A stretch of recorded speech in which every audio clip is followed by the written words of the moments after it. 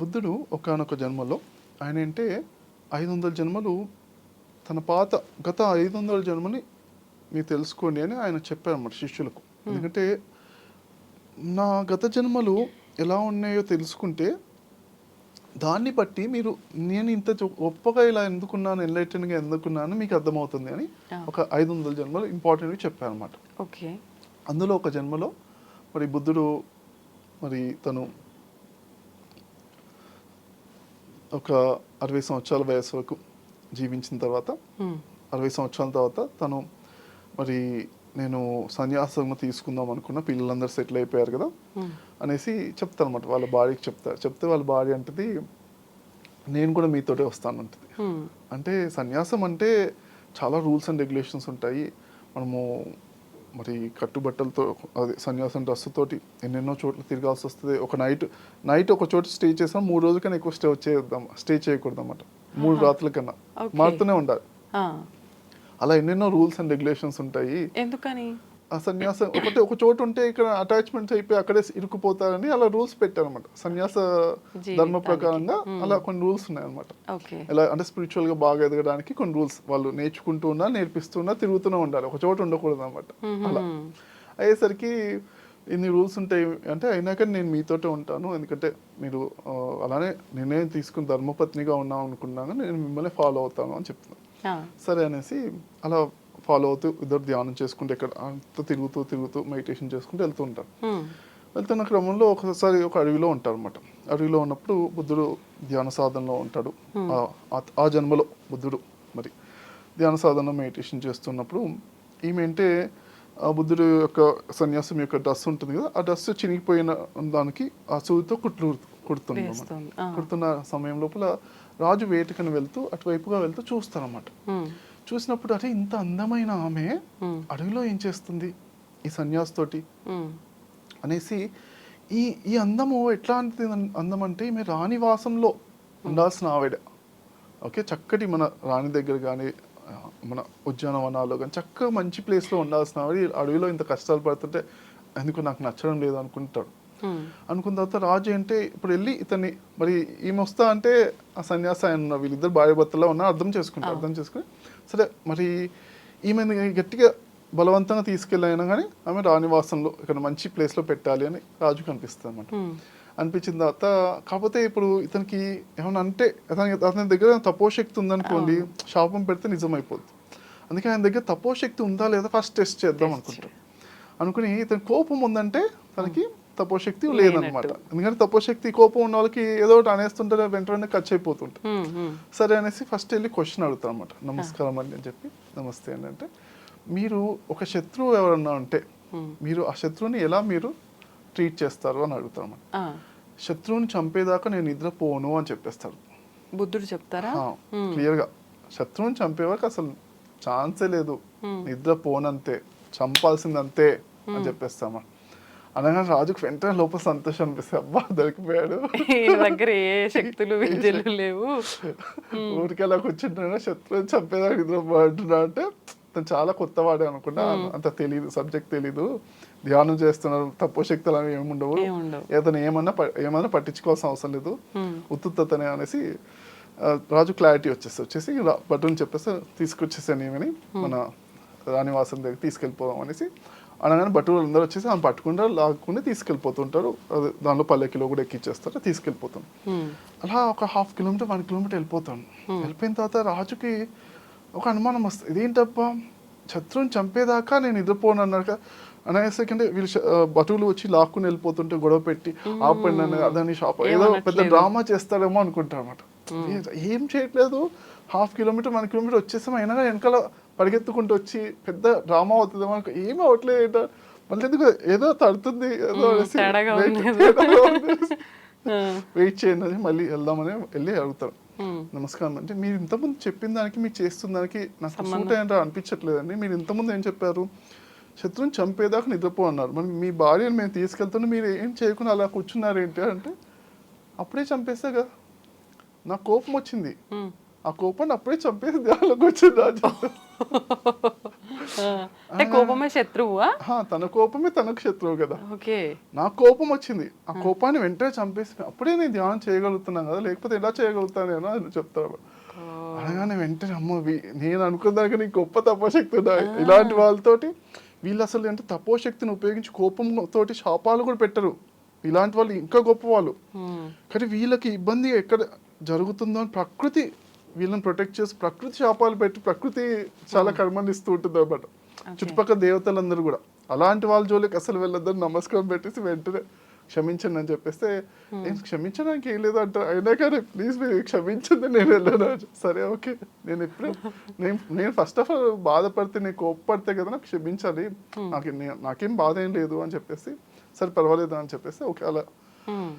అయితే అక్కడి నుంచి నేను నేర్చుకున్నది ఏంటంటే, నేను కూడా ఎప్పుడైనా ఆటోలో వెళ్తున్నా, మన హైదరాబాద్లో ఎక్కడైనా ఆటోలో వెళ్తున్నా, ఒకసారి ఆటో వాళ్ళు సిగరెట్ వెలిగించేస్తుంటారు. వెలిగించేస్తే ఇదివరకు కోపం వచ్చేసి వెంటనే అదేంటి ప్యాసివ్ స్మోకింగ్, వాళ్ళకు ఇబ్బంది మనకి ఇబ్బంది, పోనీ మన కస్టమర్స్గా మనకి ఇబ్బంది పెట్టొద్దు కానీ వెంటనే కోపం వచ్చేది వెంటనే చెప్పేసేవాడిని ఇదివరకు. ఇప్పుడు ఏంటంటే అదే ఫస్ట్ ఏంటి మన లోపల కోపాన్ని తగ్గించుకొని బ్యాలెన్స్ చేసి తర్వాత చెప్దాము అనేసి ఆ క్లారిటీ అనమాట. ఎప్పుడైనా కానీ కోపం ఉన్నప్పుడే చెప్పేయడం అనేది అది ఎవరైనా చేస్తారు, అదోకే. మనము అరిహంత ఎన్లైటెన్ మాస్టర్స్గా ఉండాలి అని అనుకుని మన కోపం వచ్చినప్పుడు ఫస్ట్ కొంచెం బ్యాలెన్స్గా ఉండి ఒక నిమిషమైనా పర్లేదు, కోపాన్ని నేను కంప్లీట్గా తొలగించాను అనుకుని ఇప్పుడు నేను చెప్పాలా వద్దా అది మా చాయిస్, అంతే. అలా చెప్పేవాడిని స్టార్టింగ్ లో. కరెక్ట్ నిర్ణయం కూడా తీసుకునే ఒక ఆ అవగాహన మనకు ఉంటుంది. ఆ కోపం తగ్గిన తర్వాత పర్ఫెక్ట్ గా మనం ఎలా చేయాలి ఏం చేయాలి అన్ని మన క్లారిటీతో మనం ఉండగలుగుతాం అన్నమాట. స్టార్టింగ్ లో కోపం తగ్గిన తర్వాత కూల్ గా బ్రదర్ మరి నాకు సిగరెట్ కొంచెం ఇబ్బందిగా అనిపిస్తుంది అని చెప్తే వాళ్ళు అవునా ఓకే సార్ అని వాళ్ళు కూడా ఆపేస్తారు, చాలా చక్కగా ప్రేమతో ఆపేస్తున్నారు వాళ్ళు కూడా. కానీ ఇదో కోపంగా చెప్తే వాళ్ళు కూడా బాధపడుతూ ఆపేస్తున్నారు, అంటే ఆ డిఫరెన్స్ అనేది ఉందన్నమాట. తర్వాత నాకు కూడా వాళ్ళు సిగరెట్ తాగుతున్నా కానీ చాలా రేర్గానే, ఎప్పుడు ఉండదు. మనం ఒక 50 ఆటోలు వెళ్తే ఎవరో ఒకరు ఉంటారు. తర్వాత నేను వెళ్ళేదే ఒక 5-10 నిమిషాలు అనుకోండి, చిన్న ప్లేసెస్కి ఆటోలో వెళ్తుంటాం ఒకసారి, లేకపోతే క్యాబ్లో వెళ్తుంటాం కదా. 5-10 నిమిషాల గురించి వాడు ఆ సిగరెట్ కూడా 2-3 మినిట్స్ ఉంటుంది అంతే కదా. దాని గురించి మనము చెప్పాలా వద్దా అని కూడా ఆటో అటు తిరుగుతుంది ఇటు తిరుగుతుంది మధ్యలో. ఒకసారి అలా తిరిగినప్పుడు ఆ ఫ్రెష్ గాలి వస్తుంది, అప్పుడు గాలి పీల్చుకుని నాకు 1 మినిట్ గాలి ఆపే ప్రాక్టీస్ చేస్తుంటాను అనమాట. ఆ 1 మినిట్ గాలి ఆపితే అంటే అశ్వమేధ యాగంతో సమానమైన పుణ్యశక్తి వస్తుందని ఒక చోట నేను చదివాను అనమాట. చదివితే బాగుంది కదా అనేసి నాకు అది ఎప్పటి నుంచో ప్రాక్టీస్. మన అశ్వమేధ యాగం చేసేంత పుణ్యం వస్తుందంటే బెస్ట్ కదా అనేసి చిన్న టెక్నిక్స్ చెప్పారు అనమాట. మహావీరుడు కూడా కొన్ని టెక్నిక్స్ చెప్పారు అనమాట. వాళ్ళు ముఖ్యంగా జైనిజంలో కూడా ఫాస్టింగ్ ఎక్కువ చేస్తారు కదా, ఒక 3 గంటలు మనం తినకుండా ఉంటేనే కొంచెం పుణ్యం వస్తుంది అని చెప్తారు అనమాట. అలా కొన్ని మంచి పనులు ఉంటాయి, దాని ప్రకారంగా చూస్తూ అప్పుడప్పుడు ఇంప్లిమెంట్ చేస్తుంటాం అనమాట. సో ప్రతిసారి చెప్పాల్సిన అవసరం లేదు చిన్న ట్రావెల్ ఉన్నప్పుడు అనేసి మనం కూల్గా మనం హ్యాపీగా ఉండాలి, అది ఇంపార్టెంట్ అనమాట. మన జీవితంలో ఎందుకు ఉండాలి అసలు, ఎప్పుడు కూడా ప్రతి ఒక్కరు హ్యాపీగా ఉండాలనుకుంటారు. కానీ నేను నాతో కన్విన్స్ చేసేలా చెప్తాను అనమాట. ఏమండి నేను హ్యాపీగా ఉంటానండి మా వైఫ్ వల్ల, మా ఆయన వల్ల, మా బాస్ వల్ల, వాళ్ళే నన్ను ఉండనియదండి. అక్కడ ఎంత క్లారిటీగా కన్విన్స్ చేస్తాను, నాతో వచ్చి అందరూ కన్విన్స్ చేయడానికి భలే ఇంటెలిజెంట్గా కన్విన్స్ చేస్తాను అనమాట. నేను అసలు ఆనంద స్వరూపుణ్ణే, కానీ అలా ఉందామని అనుకుంటున్నాను, కానీ అని చెప్పి రూల్స్ అండ్ రెగ్యులేషన్స్ అవన్నీ నాకు ఈ ప్రాబ్లం వచ్చింది, ఆ ప్రాబ్లం వాడు అలా చేశాడు, నా దగ్గర డబ్బులు తీసుకున్నాడు, నేను ఇట్లా ఉంటానండి, మనుషుల తర్వాత ఎట్లా ఆ మాత్రం ఉండదా మనకు, ఉప్పు కారం తింటున్నాం కదా మనకు అని అంటూ ఎన్నో విధాలుగా కన్విన్స్ చేస్తాను అనమాట. ఎలా అన్హ్యాపీగా ఉండడానికి ఆ క్లారిటీతో నేను హ్యాపీగా ఎప్పుడు ఉంటాను క్లారిటీతో నిర్ణయం తీసుకుంటూ ఆ ముఖ్యంగా అంటే ఈ తపోశక్తులు అన్నీ కూడా నిలబడవండి. ఇప్పటి వరకు మనకు కోరికలు, కోపాలు, బాధలు, భయాలు, వీటిపైన పట్టు సాధించాలి. ఒకరోజు నాకు మెడిటేషన్ నేర్పిస్తుంటాగా ఒక ఆయన చెప్పారనమాట, ఏమండి నేను మరి బయటికి వెళ్ళాను, వెళ్ళినప్పుడు రోడ్ క్రాస్ చేయాల్సి వచ్చింది, మార్కెట్కి వెళ్ళాల్సి వచ్చింది, నేను నా ఫ్రెండ్స్తో ఉన్నాను, వాళ్ళతో చెప్పాను నేను ధ్యానం చేస్తున్నాక 1 అవర్ వర్షం ఆగిపోతుంది అని చెప్పాను, నిజంగా 1 అవర్ ఆగిపోయిందండి అని చెప్పాను అనమాట. అయితే ఇదే అనమాట, అంటే అరే మీ యొక్క తపోశక్తి యొక్క డబ్బులు లాంటివి, అది కూడా ఉపయోగించుకుంటే అప్పుడు ఆగదని కాదు, ఆగుతుంది. కాకపోతే మనం దేనికి వాడుతున్నాము, ఎంత పెద్ద తపోశక్తిని ఎంత చిన్న విషయాలకు వాడుతున్నారు అది చూసుకుని మనం అనవసరమైన కోరికలకి కాకుండా కొంచెం లోక కళ్యాణమైన కోరికల గురించి అయితే ఓకే, అందులో మన తపోశక్తి పెట్టినా అది ఒక ఇన్వెస్ట్మెంట్ లాగా మనకు బెనిఫిట్ వస్తుంది. అంతేకాని స్వార్థపూర్వకమైన కోరికల పైన కానీ లేకపోతే ఇవన్నీ కూడా చక్కగా చూసుకోవాలన్నమాట. కోపాల పైన కానీ, కోపము ఎంతో తపశక్తి వచ్చిన తర్వాత ఒకరి మీద కోపం వచ్చేసి ఏదో అనేస్తారు అంతే, ఆ తపోశక్తి అంతా వాళ్ళకి శాప రూపంలో వాడి వైపు వెళ్ళిపోతుంది కదా, నష్టపడుతుంది. అది ఎట్లయినా వాడి కర్మ ఎలాగో వాడు అనుభవిస్తారు, కానీ మనం ఇంటర్ఫియర్ చేయాల్సిన అవసరం లేదన్నమాట. ఈ కలికాలంలో అంటే ఇదివరకు ఏంటంటే మనము రాముడి కన్నా ముందు కాలంలో త్రేతాయుగము ఆ టైం లోపల, ఆ ముందు కాలం లోపల అంటే ఈ శాస్త్రాలు అంటే ధర్మము, లా, కోర్టు ఇలాంటివన్నీ కూడా అప్పుడప్పుడే ఫామ్ అవుతున్నాయి చక్కగా. రాముడు బాగా ఫామ్ చేశాడు, కానీ అంతకుముందు ఏంటంటే శాపం ద్వారానే వినేవాళ్ళు అనమాట. ఎంతో తపోశక్తి వాళ్ళకి శాపం పెడితే ఇలా చేయొద్దు ఇలా చేయొద్దు వాళ్ళకి అర్థమయ్యేది. కానీ ఇప్పుడు అవసరం లేదన్నమాట, ఆ టెక్నాలజీ అనేది మారిపోయింది. కోర్ట్స్ అవన్నీ సిస్టమ్ పోలీస్ అన్ని వచ్చేసాయి కాబట్టి మనము అవసరం లేదన్నమాట. అలా ఇవన్నీ తప్పించుకున్నా భగవంతుడి దగ్గర తప్పించుకోలేము. కరెక్ట్ కదా. అయితే ఇప్పుడు ఎవరికి తెలిసిన విధంగా వాళ్ళు కర్మఫలాన్ని గురించి మాట్లాడుతున్నారు. అసలు బుద్ధుడు ఏం చెప్పాడు కర్మఫలం గురించి? ఒక 10 seconds మెడిటేషన్ చేసి మనం కనెక్ట్ అవుతున్నాం ఆ బుద్ధుడి యొక్క ధ్యానానికి కనెక్ట్ అవుతూ అనంతమైన ఆ జ్ఞానానికి కనెక్ట్ అవుతూ 10 seconds 3 2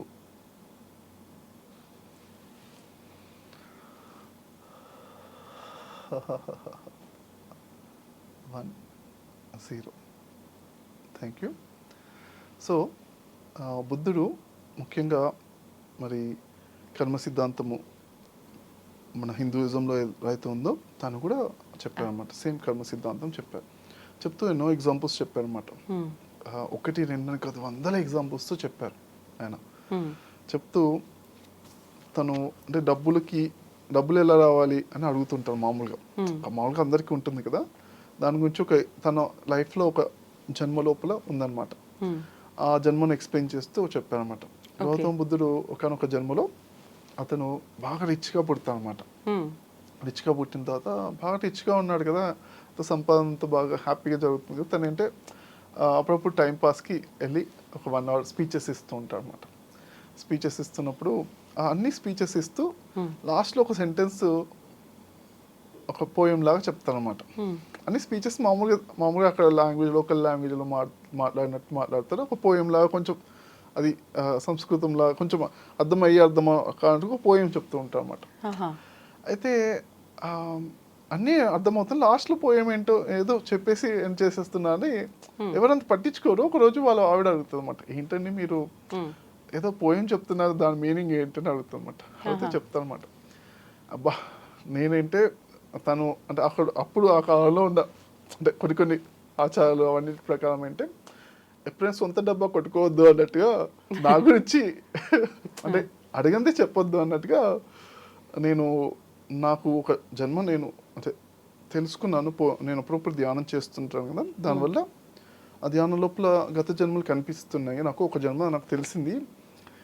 ఆ జన్మలో ఏం చేశానంటే మరి నాకు చాలా ఆకలిగా ఉండి మరి నాకు ఒక రొట్టె దొరికినప్పుడు అప్పుడు ఒక ఆయన వచ్చారు, ఒక చక్కటి మరి సన్యాసి వచ్చారు అన్నమాట. చక్కటి ధ్యానం చేస్తున్న ఒక స్పిరిచువల్ పర్సన్ వచ్చినప్పుడు అతను అడిగారు భిక్షాందేహిని అడిగినప్పుడు నాకున్న ఒకనొక రొట్టెని కూడా నేను ఇచ్చేసాను. ఆ పుణ్యఫలం వల్ల ఇప్పుడు నేను ఇంత ధనవంతుడిగా ఉండి ఇంత చక్కగా ఎంజాయ్ చేస్తున్నాను, అది నాకు నా జన్మలో నేను క్లియర్గా చూసుకున్నాను అని చెప్తా అనమాట. అలా కర్మ అనేది అలా రిపీట్ అవుతూ అంటే చక్కగా మనం చేసినవన్నీ కూడా నాకు వస్తుంటాయి. ముఖ్యంగా చనిపోయే వాళ్ళకు అతి గొప్ప శక్తి ఏంటి అంటే మనం చేసిన దానమే ఆ చనిపోయిన తర్వాత మనకు ఎన్నో లోకాల లోపల ఆ శక్తి అనేది యూస్ఫుల్ ఉంటుంది అన్నమాట.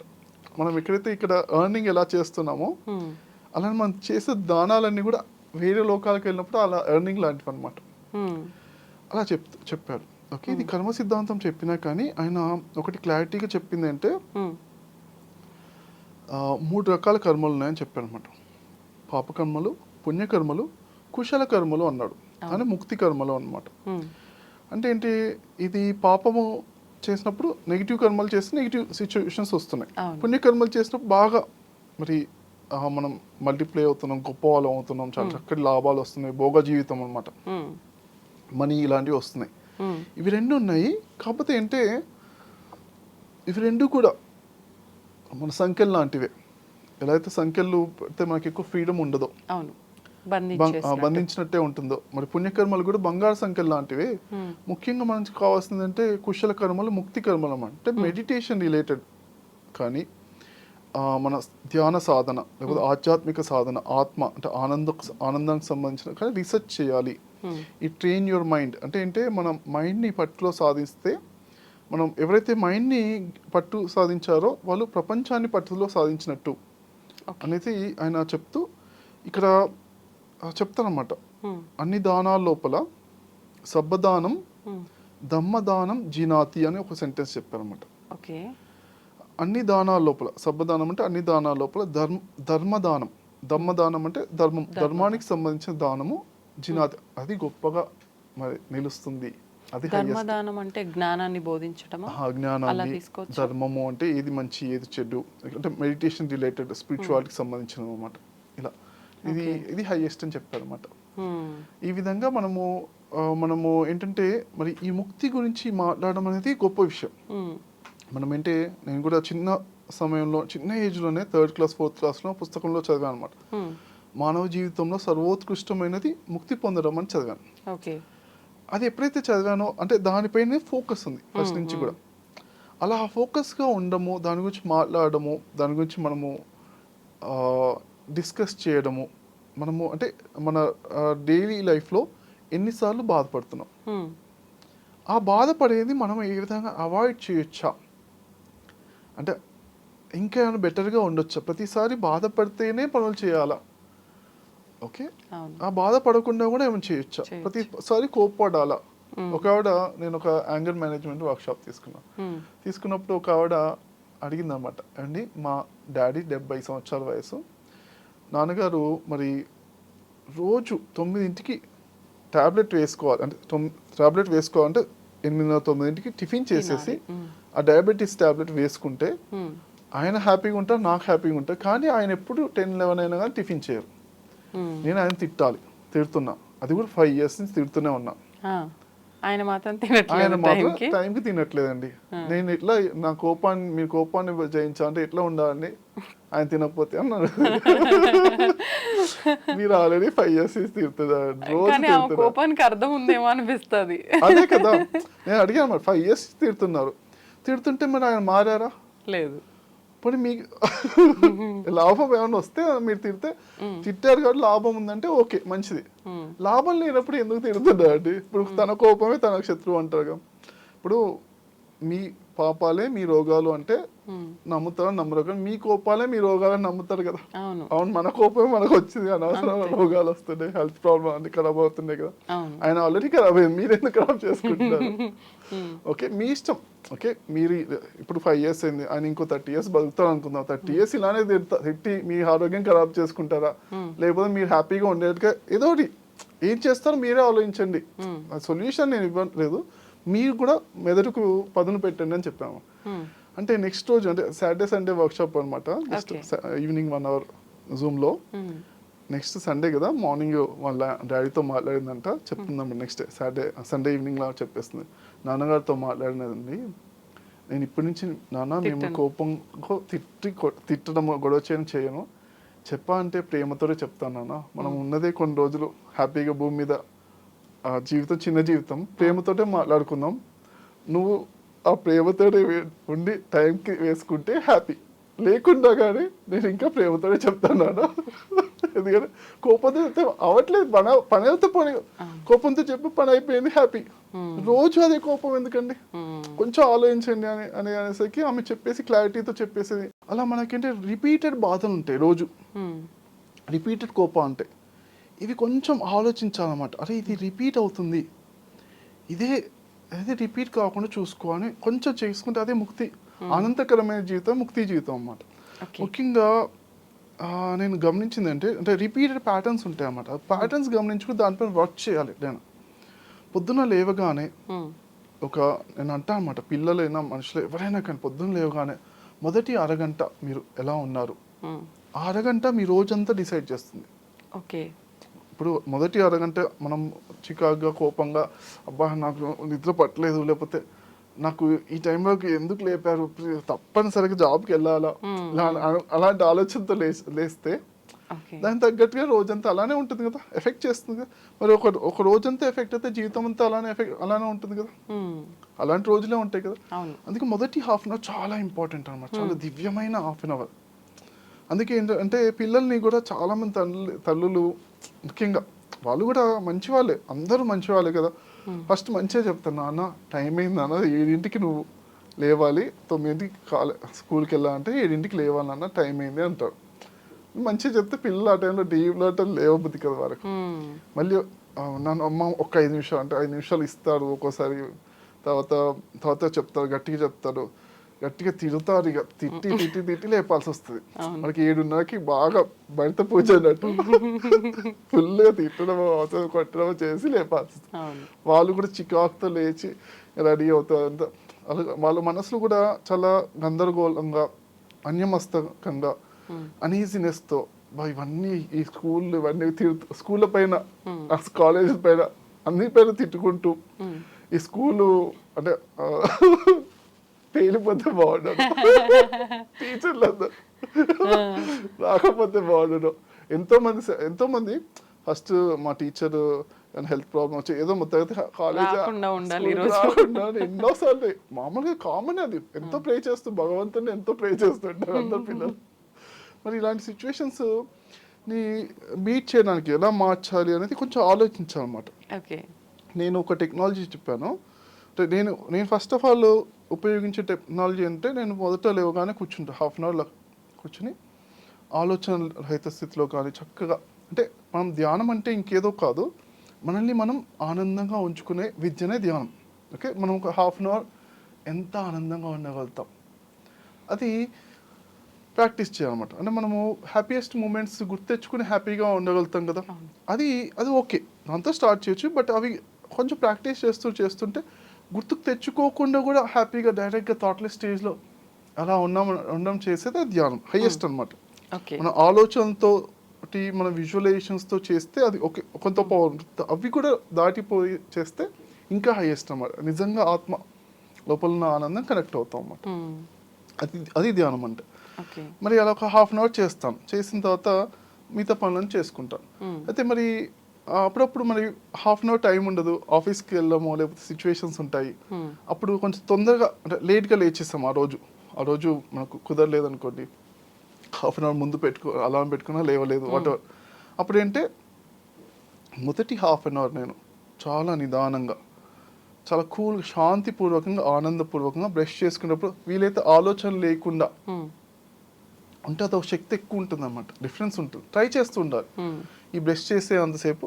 అంటే ముఖ్యంగా అంటే ఆలోచన లేకుండా, అంటే ఎక్కువసేపు మనం ఆలోచన లేకుండా అంటే మైండ్కి అంత ట్రైనింగ్ ఉండదు కాబట్టి ఫస్ట్ 20 seconds కానీ 10 seconds కానీ ఇస్తూ ఉంటే అది రోజుకి దాని పవర్ పెరుగుతూ ఉంటుంది అన్నమాట. నేను బ్రష్ చేసుకుని ఈ 2 minutesలో ఒక వీలైనంత వరకు ఆలోచన లేకుండా చేస్తాను. స్నానం చేసేటప్పుడు కూడా అలా చిన్న పనులు ఒక హాఫ్ అన్ అవర్ చేస్తే చాలా శక్తివంతంగా ఉంటాము. అలానే ముఖ్యంగా పిల్లల్ని ఎలా లేపాలి అంటే, ఒక టెక్నిక్ చెప్తానంటే, పిల్లల్ని కూడా ఒక 20 minutes ముందు వాళ్ళని భుజం పైన చేయి పెట్టి కూర్చుని రిలాక్స్ అవునా అని గోడకు ఆనుకోబెట్టిన, అది మంచానికి ఆనుకోబెట్టి కూర్చున్నాక 20 minutesలో ఏమవుతుందంటే కుండలిని శక్తి అంతా జాగృతం అవుతుంది. చక్కగా లోపల నుంచి ఒక శక్తి అంతా వచ్చి యాక్టివ్ అయిపోతుంది, బాడీ అంతా కూడా యాక్టివ్ అయిపోయి అప్పుడు చక్కగా లేస్తారు 20 minutes 30 minutes. ఇది ఒక టెక్నిక్. లేదంటే ఇంకో టెక్నిక్ అంటే, పిల్లలకి చేతులు కాళ్ళు మసాజ్ చేస్తూ ఒక 20 minutes చేస్తే వాళ్ళ లోపల నుంచి ఒక యాక్టివేషన్, బ్లడ్ సర్క్యులేషన్ అంతా యాక్టివ్ అవుతుంది. అది కొంచెం ఓపిక ఉన్న వాళ్ళు అప్పుడప్పుడు చేస్తారు పేరెంట్స్. ఈ 2 టెక్నిక్స్లో ఏది చేసినా కానీ పిల్లలు న్యాచురల్గా చాలా ఆనందంగా లేస్తారు, ఆ రోజంతా ఆనందంగా ఉంటారు, జీవితం అంతా ఆనందంగా ఉంటారు అన్నమాట. నిజంగా మీతో మాట్లాడుతున్నంతసేపు మాకు కూడా చాలా ఆనందంగానే ఉంది. మీరు నవ్వుతూ అలా ఉంటే, ఇంకా మధ్య మధ్యలో మీరు ధ్యానం చేసే విధానం అదంతా చూస్తే మాకు కూడా చాలా ప్రశాంతంగా అనిపిస్తోంది. మనం ఎంత మాట్లాడుకున్నా కూడా ఇంకా మాట్లాడుకుంటూనే ఉండాలనిపిస్తోంది, కానీ సమయం సరిపోవట్లేదు. మరొక మంచి వీడియోలో మరిన్ని విషయాలు మాట్లాడుకుందాం. నిజంగా బుద్ధుడికి సంబంధించిన విషయాలు మనందరం ఎంతో నేర్చుకోవాలి ఆ విషయాల నుంచి. అవన్నీ కూడా చాలా చక్కగా వివరించారండి. ధన్యవాదాలు. Thank you very much.